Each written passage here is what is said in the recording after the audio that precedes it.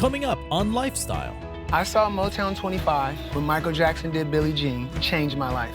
Now I want to be Michael Jackson. I spent like 2 weeks there, just kind of hanging out with Michael Jackson. It was insane. After you meet Michael Jackson, who else would you want to meet?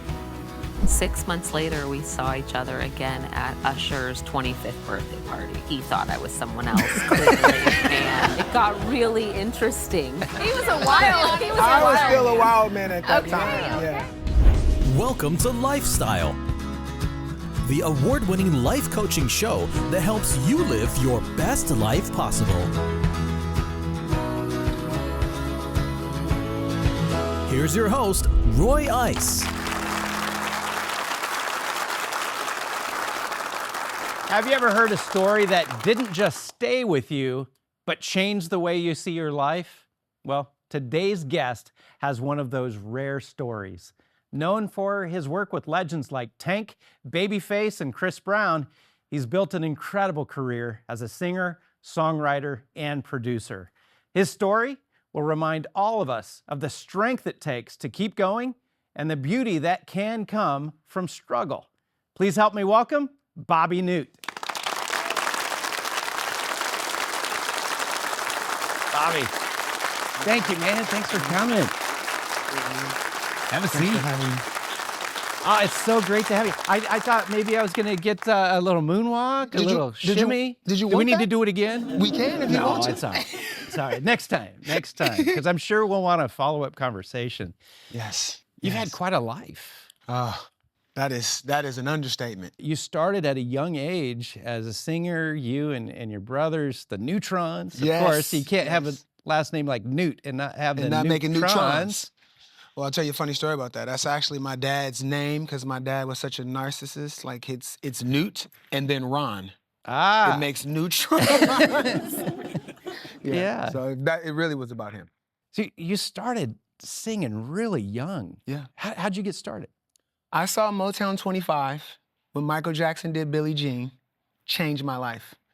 Literally, like, so I would ride with my dad. That's really what kind of started it. I would ride around with my dad. You know those old Cadillacs? Yeah. With the big thing in the middle? Mhm. I would sit on the middle.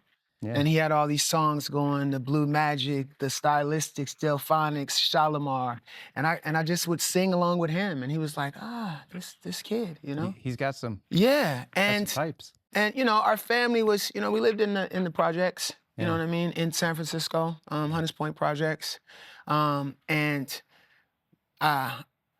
dad, he's a street guy. So like he's from the Bay Area, he was a pimp, a gangster, all these things. Wow. And he ran into him and my mom ran into some trouble. And actually that's what set our career off because my dad was actually on probation. And so he had to do something legal. And so we started street performing down on Pier 39 in San Francisco, Fisherman's Wharf. Oh my word. How old were you when you started street performing in San Francisco? I was 9 years old. We started street performing. We're probably making $100 to $400 a day. A day. Yeah, like you know, like how it's kind of like how Santa Monica is. Like they have the street performers. Yeah. So we would be down there, and our thing would start about every 30 minutes. It was me. It was my little brother, my twin brother, and then my older brother. Wow. Yeah. So the four of you out there hustling for your dad. I Like, hated it. I'm not even gonna lie to you. I hated it.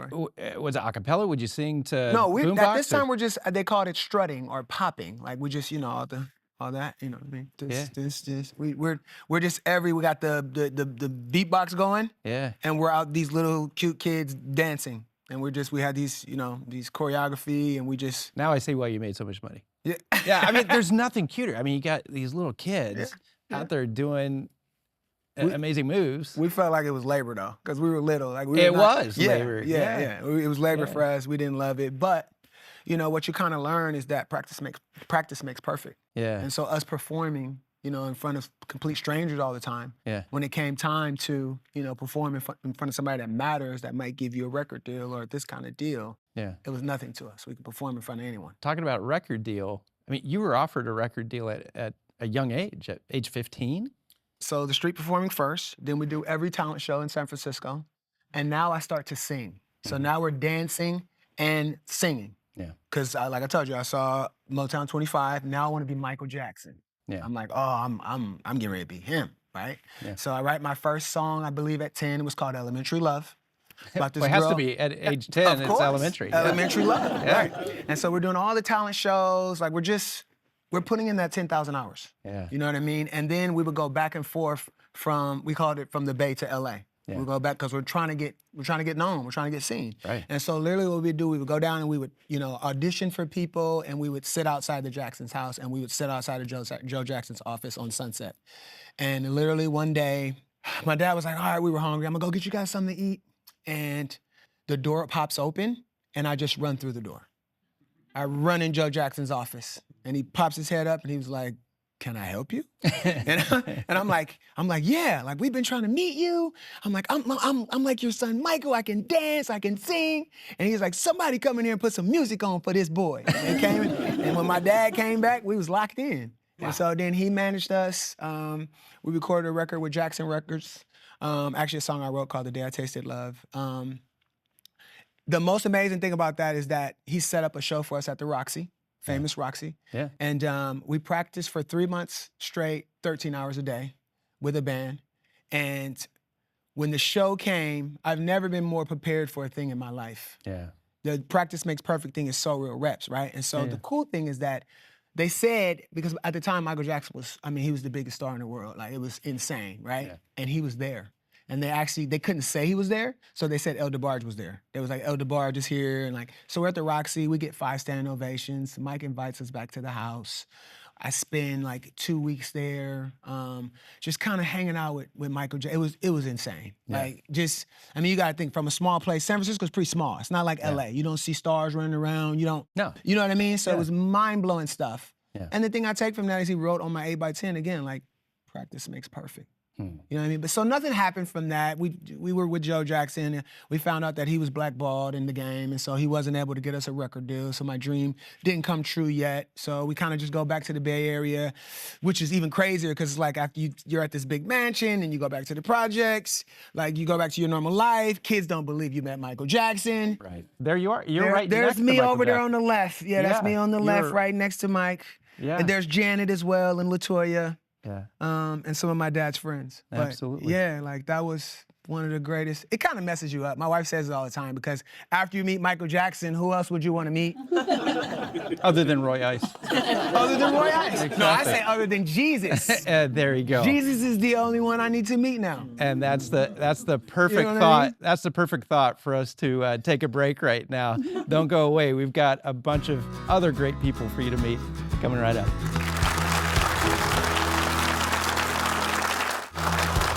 We're back with Bobby Newt, and joining us is his wife, Courtney, and we also have Marie Mitchell. Yes, hello.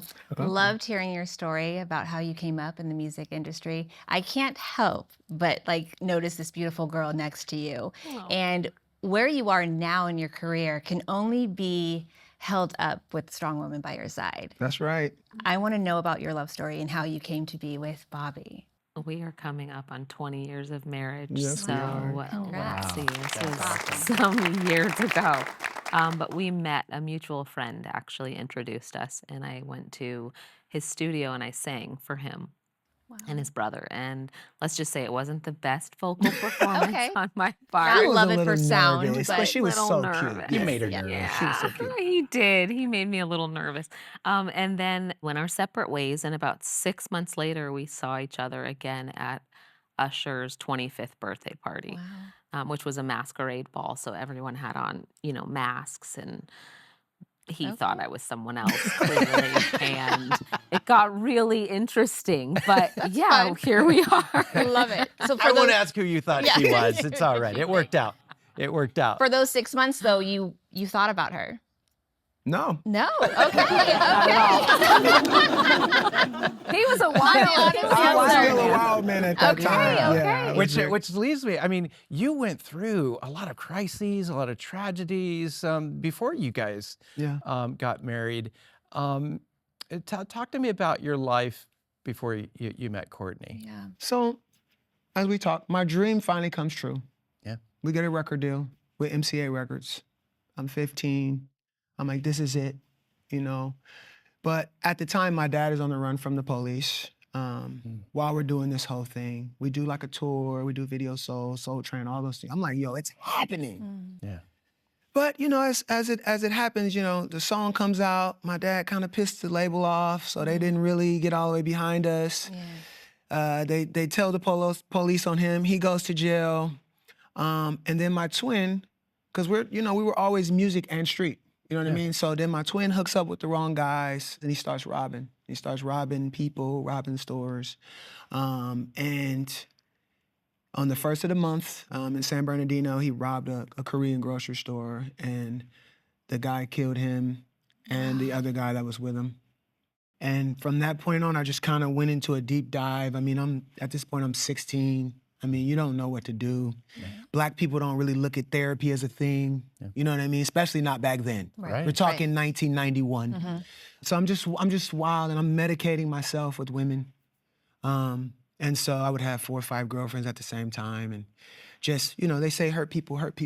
Yeah. And that's what I was doing. And so by the age of 23, I had 5 kids with like 4 different women, and just lost. Yeah. Just lost. And then I still wanted to be this R&B star. So as I'm going, I finally find my way back to LA. I'm writing songs. I end up signing with Death Row and Suge Knight. Like now I'm really doing anything. Yeah. You know what I mean? to try to make it. Yeah, I'm really doing anything, right? And luckily, through all of that, right, that's where she comes in, right? I meet her, one of my friends, and literally God has always been there.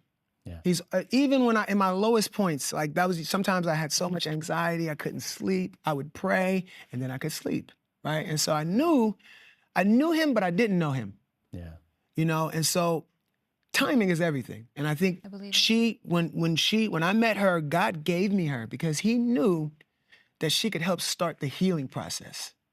He knew that I could be faithful to her when I had never been faithful to anyone. Because I'm honest, I'm a shallow. Like I need a woman that's really pretty. It needs to look like her, needs to look like her, okay? Be honest, right? Because you gotta be honest with yourself. And I'm a really honest guy. And so when I met her, we were at Usher's birthday party, went to an after party, and we've been together ever since. Wow.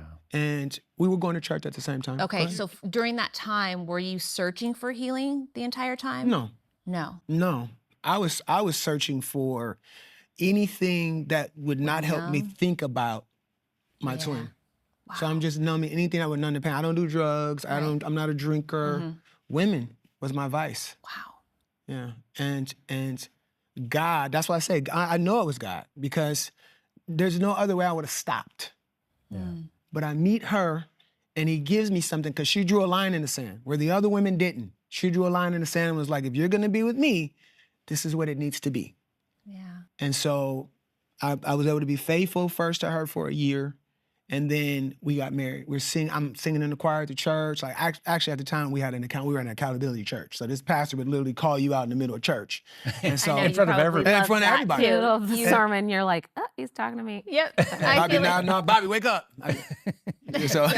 So we go to Vegas, we get married. Just me and her, because her mom was like, obviously her parents are like, she comes from a really good family, and her family's like, you're gonna marry this dude with all these baby mamas and kids? Are you crazy? That was my question. I was about to ask, what do your parents think? Totally. At the time, I think that is why we made the choice to just go and do it between us and God, because we knew that it wasn't something that was supported or even seen. Yeah. I always love hearing these stories, because I wonder with your kids, if they were to do the same thing. No, you need to listen to your parents. Yeah. But yet you felt something inside. Did you feel like it was something divinely led, or did you just see something in Bobby that you knew it was going to work?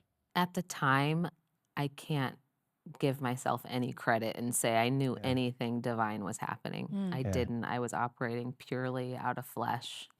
You know, he's handsome. Oh, he's so nice. He's such a gentleman, all of this. But, you know, God has really had his hand on our whole relationship and our whole, you know, just our journey together.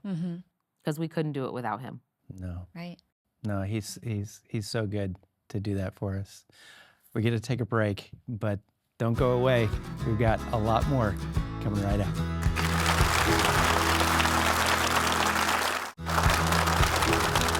We're back with Bobby and Courtney Newt and Marie Mitchell. And Courtney, December 17, I'm going to take us back a bit. December 17, 2022, you both are in Las Vegas. You're celebrating your son's birthday, and you get a phone call. What was that all about? On the other end of the phone, we were told that our daughter had been in a car accident. Mhm. We didn't know how serious, but I heard the fear and the brokenness in her mom's voice on the phone, and she was just screaming, you know, Ronnie's been in an accident, Ronnie's been in an accident, and we didn't know the magnitude of what had happened, and we just knew that we had to get back to LA. So it was literally probably 28 minutes. Uber drive back to our hotel, pack up, go to get on the flight. And while we're on the airplane, we get another phone call. And Ronnie had been shot in the head. It wasn't a car accident. But they thought that it was because after she was shot, she crashed the car. Wow. And during that time, my husband and I were just on the plane, just praying that we could make it there to at least see her. So in that call, she's saying the chaplain has come. Hmm. And that, you know, after she tells me she's been shot in the head and the chaplain's there, and I'm like, listen, I'm saying to her, I'm like, is she still alive? And she's like, yes. I'm like, okay, well then we got hope. Yeah. Then we have hope. We make it to the hospital. And we get there, her head is wrapped, she's hooked up to all the machines. The doctor comes out, he's like, nothing can happen. Like, he shows us the scan, he's like, you can see where it fractured her skull and it's destroyed her frontal lobe. And he's like, you should get your family here because she's not gonna make it through the night. And so we're praying, and I'm upset. And then in the morning, my daughter wiggles her toe. And we've been fighting ever since. It's been 2 years. My daughter's at home. And so what God told me was that she don't belong to you. She belongs to me. And when I understood that and I finally got up and I gave it all to him, I said, God, if you decide that her race is over, I'm still gonna glorify you. Wow. And I think the extra layer that probably most of the viewers don't know is what you had just said. Everything was, you were holding so tight. The name of your daughter, Ronnie, is the same name. You named her after My your twin. twin brother who had been shot. In the same kind of way. Same wound. I mean, it's insane. Yeah, the parallel is. What do you think God was trying to tell you in your daughter's experience about, you know, from Ronnie to Ronnie? With my twin, it was so that I never become an idol for people to look at me as an idol, but for me to know him. Because if I become famous, I wanted to be famous, but fame is a hell of a drug, right? And some people don't recover from that. Yeah. If I become famous, we're not sitting here having this conversation. Yeah. Maybe I'm somewhere on the stage. Maybe I'm somewhere, you know, in a suite. Maybe I'm somewhere being wild, doing drugs. Who knows? With everything that's come out with the Diddy scandal, it's really shown us how fame Yeah. and the search for fame, Yeah. the thirst for fame, Yes. does not bring joy. No. Does not. Just Yes. brings destruction. It absolutely Absolutely. does. Yeah. But what you both are showing us is that God brings joy, even in the tragedy, even in the low times of life. God brings joy. I tell people all the time, when things happen, especially tragedy, bad things, people die, right? We know that. Yeah. What is God doing? Yeah. Like, can we look in it? So there's two lenses. There's a spiritual lens. You can look at it in your spiritual lens, or you can look at it in your flesh, right? Yeah. Because if we look at it in a spiritual lens, it's like, okay, we say to be absent from the body is to be present with God, right? Yeah. What could be better than that? Yeah. But we hold on so tight here. Yeah. You know what I mean? And so he's just pulling back layers Yeah. and just letting me get to know him Yeah. and just teaching me things. And that the most important thing where I wanted to be famous and true joy comes from Christ. You can't find true joy without Christ. That's what I know. Wow. Powerful. Powerful words. I could talk to you guys all day, and I wish I could, but we got to take a break. Thank you so much for coming and sharing having me. your Thanks story for with Thank us. you for having us. Awesome. Don't go away. When we come back, I've got some words of inspiration for you. Imagine you're standing in a storm, soaked and shivering, but still holding up an umbrella, not just for yourself, but for someone you love. That's what support during hard times often looks like. Life doesn't wait for us to be fully healed before it asks us to be strong for others. Sometimes we're called to be shelter while we're standing in the rain. Supporting loved ones, even when you're hurting too, isn't about having all the answers. It's about showing up. How can you show up? Well, step one, be present. A quiet presence can be louder than 1,000 comforting words. Step two, communicate openly. I'm hurting too, but I'm still here for you, is powerful honesty. Step three, take care of yourself as you care for them. You can't hold that umbrella long if you don't take breaks to rest and recharge. Storms pass, but the memory of who held the umbrella with you, now that lasts forever. Be that shelter, even in the rain, and you'll see how strong you really are.